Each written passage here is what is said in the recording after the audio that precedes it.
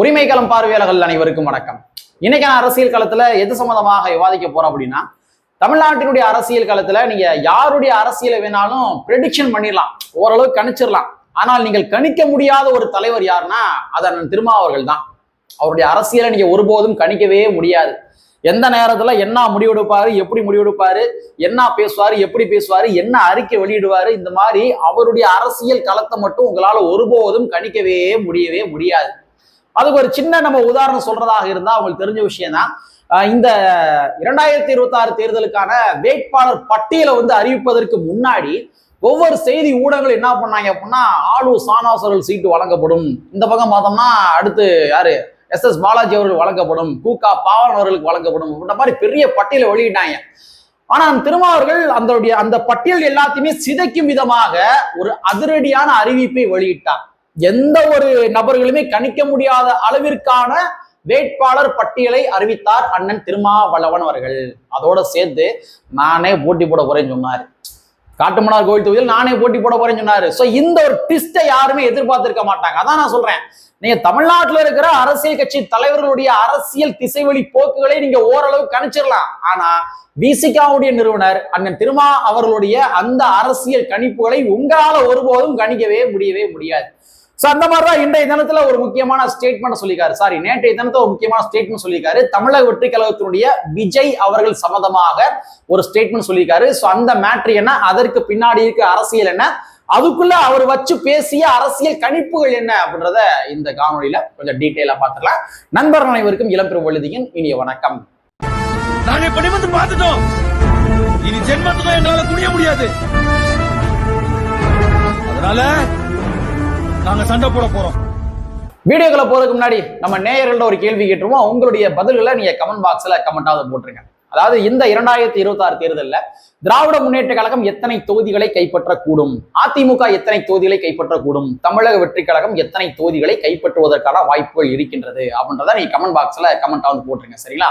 சரி, தமிழக வெற்றி கழகத்தினுடைய விஜய் அவர்கள் சம்பந்தமாக அண்ணன் திருமா அவர்கள் என்ன விதமான ஸ்டேட்மெண்ட் சொல்லியிருக்காரு அப்படின்றத பதிவு பண்ணிடுவோம். ஒண்ணும் கிடையாதுங்க, ஒரு 2 நாளைக்கு முன்னாடி அண்ணன் திருமா அவர்கள் ஒரு பிரஸ் மீட் கொடுக்குறாரு. அந்த பிரஸ் மீட்ல பத்திரிகையாளர்கள் விஜய் அவர்கள் சம்பந்தமாக சில பல கேள்விகளை முன்னாடி வைக்கிறாங்க. அப்ப நான் திருமா அவர்கள் என்ன சொல்றாரு அப்படின்னா, தமிழக வெற்றி கழகத்தினுடைய விஜய் அவர்களுடைய திமுக அட்டாக்கிங் அரசியல் மூலமாக இங்க யாருக்கு சாதகமா முடியும் அப்படின்னா அது அதிமுகவிற்கும் பாஜகவிற்கும் தான் சாதகமாக முடியும் அப்படின்ற மாதிரி அண்ணன் திருமா அவர்கள் ஒரு முக்கியமான ஸ்டேட்மெண்ட்டை பதிவு பண்றாரு. எப்படி? விஜய் உடைய வருகையின் மூலமாக, விஜய் அவருடைய திமுக அட்டாக்கிங் அரசியல் மூலமாக யாருக்கு சாதகமாக முடியும்னா அது பாஜகவிற்கும் அதிமுகவிற்கும் தான் சாதகமாக முடியும் அப்படின்ற மாதிரி ஒரு ஸ்டேட்மெண்ட்டை அண்ணன் திருமா அவர்கள் பதிவு பண்றாரு. சோ நான் ஆரம்பத்திலே சொன்ன மாதிரி அண்ணன் திருமா அவர்கள் முன்வைக்கின்ற ஒவ்வொரு ஸ்டேட்மெண்ட்லயுமே பல அரசியல் கணிப்புகள் இருக்கும். சரிங்களா? அதனால அந்த அரசியல் கணிப்புகளுக்குள்ள நாம போக வேணாம், அது அவருடைய ஸ்டேட்மெண்டாவே அப்படியே இருக்கட்டும். பட் இருந்தாலும் அந்த ஸ்டேட்மெண்ட் மீதான நம்மளுடைய ஒரு பார்வை, தனிப்பட்ட பார்வை இருக்கு இல்லையா, அந்த பார்வை என்னன்றதை நம்ம பதிவு பண்ணிருவோம். அதாவது என்னை பொறுத்த வரைக்கும் இது ஒரு வகையான எச்சரிக்கை மணியாகத்தான் நான் பார்க்கின்றேன். திராவிட முன்னேற்ற கழகத்திற்கு வழங்கப்பட்ட எச்சரிக்கை மணி. கூட்டணி கட்சிகளை கரெக்டா ஆதரிச்சு கூட்டணி கட்சிகளுக்கு வழங்கப்பட்ட தொகுதிகள்ல எல்லாருமே சேர்ந்து வேலை பார்த்து வெற்றி பெறுவதற்கான வேலையை பார்ப்போம்பா, பாத்துக்கோங்கப்பா அப்படின்ற மாதிரி திமுகவுக்கு நான் திருமாவர்கள் கொடுத்த எச்சரிக்கை மணியாகத்தான் நான் பார்க்கின்றேன். ஏன்னா அது எச்சரிக்கை மணி என்னென்னமோ சொல்றேடா அப்படின்னு கேக்குறீங்களா? ஒண்ணும் கிடையாதுங்க, நீங்க கொஞ்சம் திங்க் பண்ணி பாருங்களேன். அண்ணன் திருமாவர்கள் என்ன சொல்றாரு, தமிழக வெற்றி கழகத்தினுடைய விஜயுடைய வருகையின் மூலமாக திமுக அட்டாக்கிங் அரசியல் மூலமாக யாருக்கு சாதகமாக அமையும் அப்படின்னா அது அதிமுகவிற்கும் பாஜகவிற்கும் சாதகமாக அமையும் அப்படின்னு சொல்றாரு. அப்ப அதிமுக பாஜகவிற்கு சாதகமாக அமையும் அப்படின்னா அப்ப பாதகமாக யாருக்கு அமையும்? பாதகமாக யாருக்கு அமையும்? அது திமுகவுக்கு தான். திமுகவுக்கு தான் பாதகமா அமையும். விஜய் அவர்கள் செய்கின்ற அட்டாக்கிங் அரசியல் என்பது அது யாருக்கு பாதகமா முடியும் அப்படின்னா அது திமுகவிற்கு தான் பாதகமாக முடியும். அப்ப திமுகவிற்கு பாதகமாக அமைந்துவிடக் கூடாது என்றால் திராவிட முன்னேற்ற கழகம் எனக்கு இந்த வேட்பாளர் பிடிக்கல, அதனால இந்த வேட்பாளர் தோக்கடிப்பேன். யாரு? கூட்டணி கட்சியுடைய வேட்பாளரை எனக்கு பிடிக்கல. ஏன்னா தேர்தல் எலெக்ஷன் டயத்துல இந்த சீட் ஷேரிங்ல எவ்வளவு வாக்குவாதம் பண்ணீங்க, உங்களை தோக்கடிக்கிறேன்டா. இந்த மாதிரி திமுக உள்ளடி அரசியலை பார்க்க கூடாது. காங்கிரஸ் எவ்வளவு தொல்லை பண்ணீங்க, நீங்க உங்களை விட மாட்டேன் நானு. இந்த 2026 தேர்தல் நீங்க எத்தனை சீட் ஜெயிக்கிறீங்க பார்ப்போம். ஏன்னா சமூக வலைத்தளங்கள்ல திமுக ஆதரவுல அப்படி எழுதுறாங்க. இப்ப 2026 தேர்தலை எப்படி ஜெயிக்கிறீங்க பார்ப்போம். அப்படி மாதிரி திமுக உள்ளடி அரசியலை பார்க்க கூடாது. ஏற்கனவே பல இடங்களை பார்த்திருக்காங்க, வரலாறு இருக்குது. அதே மாதிரி இங்க இருக்க கம்யூனிஸ்ட் கட்சிகளுக்கு உள்ளடி அரசியலை பார்க்க கூடாது, விசிக உள்ளடி அரசியலை பார்க்க கூடாது. கூட்டணி கட்சிகளோட இணைந்து திமுக இந்த தேர்தலை முழு மனதோட சந்திக்க வேண்டிய கட்டாயத்து திமுக இருக்குது. ஏன்னா விஜயுடைய அரசியல் வருகை மூலமாக, திமுக அட்டாக்கிங் அரசியல் மூலமாக இங்க திமுக தான் பலவீனப்பட்டு கொண்டிருக்கின்றது. திமுக கூட்டணி கட்சிகள் பலவீனப்படல, கூட்டணி கட்சியுடைய வாக்குகள் கூட்டணி கட்சிகள் அப்படியே இருக்குது. இப்ப இங்க கூட்டணி கட்சியில எடுத்துக்கிட்டீங்க அப்படின்னா அவங்களுக்கு ஒரு செக்டார் வாக்குகள் இருக்குங்க. விசிகா எடுத்துட்டீங்கன்னா அவங்களுக்கு பட்டியல் மக்களுடைய வாக்குகள், ஜனநாயக சக்தியுள்ள வாக்குகள் இருக்குது. இங்க கம்யூனிஸ்ட் எடுத்துட்டீங்கன்னா இங்க தொழிலாளர் வர்க்கங்களுடைய வாக்குகள் இருக்குது. ஒவ்வொரு சாதி கட்சி தலைவர் எல்லாத்தையுமே திமுக கூட்டணியில சேர்த்து வச்சிருக்காங்க. அப்ப அந்தந்த சாதி கட்சி தலைவர்களுக்கு அந்தந்த சாதியை சார்ந்து வாக்களிப்பாங்க. திமுகவுக்கு என்று நீங்க எந்த வாக்குல அறுதிட்டு கூற முடியும்? அப்ப திமுகவுக்கு என்று பர்டிகுலரா சொல்லுகின்ற அளவிற்கான வாக்கு என்பது இங்க கிடையாது. அப்ப திமுக இந்த 2026 தேர்தல்ல தான் மண்டையில இருக்கிற ஈவோக்கள் எல்லாத்தையும் இறங்கி வச்சு ஷீட் ஷேரிங் அப்ப எனக்கு நீ பிரச்சனை பண்ணல, எனக்கு இடைஞ்சல் பண்ணல, ஆனா உனக்கு வந்து நான் வேலை பார்க்க மாட்டேன், குறைச்சுதான் வேலை பார்ப்பேன், இந்த மாதிரி பண்ணையார்த்தன அரசியல் பண்ணீங்க அப்படின்னா விஜயருடைய திமுக அட்டாக்கிங் அரசியல் மூலமாக பலவீனப்படுவது யார் என்றால் அது திமுக தான்.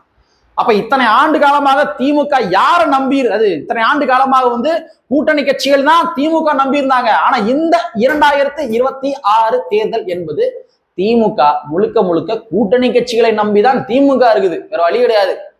அப்ப இது வந்து ஒரு வகையான எச்சரிக்கை மணி, நான் அப்படிதான் பாக்குறேன். அண்ணன் திருமாவர்கள் என்ன கான்டெக்ட்ல இந்த ஸ்டேட்மெண்ட் சொன்னார் அப்படின்றத அது அவருடைய தனிப்பட்ட விருப்பம். ஏன்னா அவருடைய அரசியல் கணிப்புகளை நம்மால் ஒருபோதும் கணிக்க முடியாது. பட் இருந்தால் நான் என்ன நினைக்கிறேன் அப்படின்னா இது திமுகவுக்கு வழங்கப்பட்ட ஒரு எச்சரிக்கை மணி. விஜயருடைய திமுக அட்டாக்கிங் அரசியல் மூலமாக யாருக்கு சாதகமா அமையும்னா அதிமுக பாஜகவுக்கு சாதகமாக அமையும் அப்படின்னு நான் திரும்ப சொல்லி முடிச்சிட்டாரு.